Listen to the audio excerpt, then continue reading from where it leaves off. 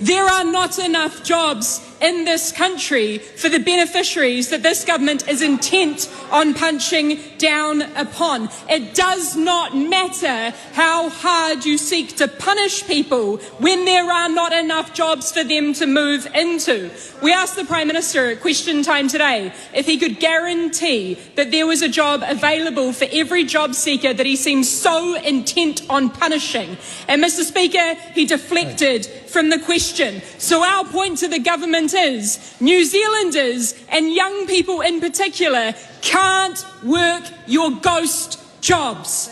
The Prime Minister says that these young people should move to where the jobs are. But again, some of those basic facts. There are 36,000 fewer jobs and there are 10,000 more unemployed young people in the 2 years since this government came to office and implemented their economic policies of firing up the shredder and cutting billions of dollars of investment in our economy and in our people. And Mr. Speaker, that probably explains why New Zealanders are unfortunately leaving in boatloads to the tune of approximately 200 every single day to Australia, because that is this government's policy on where the jobs are. Mr. Speaker, cuts are not how you build a country. Evidentially, it's how you break one.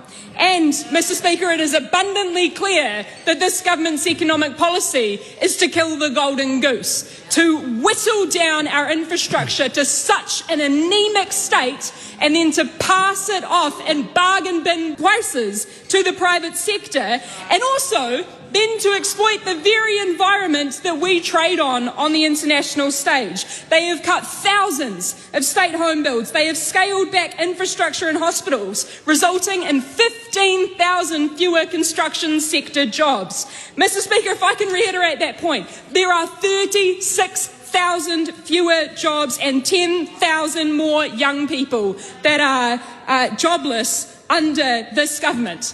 And the government's response? To punish those young people and to make them dependent on their parents earning no more than $66,000 per year combined, Mr. Speaker. We asked the Prime Minister today in question time if he had any awareness whatsoever about the specific 2,000 young people who would be disproportionately impacted under the Job Seeker Support Health Condition Disability Benefit.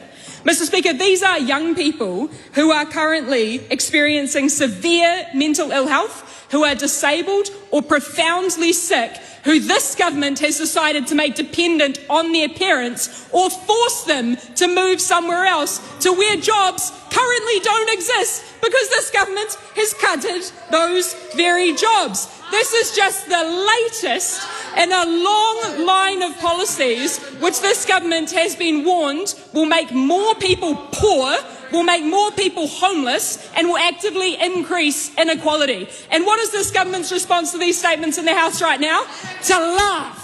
Mr. Speaker, I really hope that New Zealanders understand just how much this government laughs at the state of affairs which this government is handing down to future generations. Because this government is choosing to intentionally make life harder for New Zealanders. And what that is exposing is that we are not so much currently in a cost of living crisis, we are in a cost of greed crisis. And this government is fanning the flames with their intentional decisions.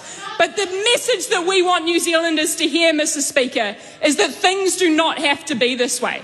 The Greens have spent the last 18 months outlining our solutions and our clear policies, which would see free early childhood education, free dentistry, free GPs. We would create 40,000 good green jobs because, Mr. Speaker, we used to make things in this country and we can do it again. And the way that we get there is through a fairer tax system, which I know terrifies these guys more than anything.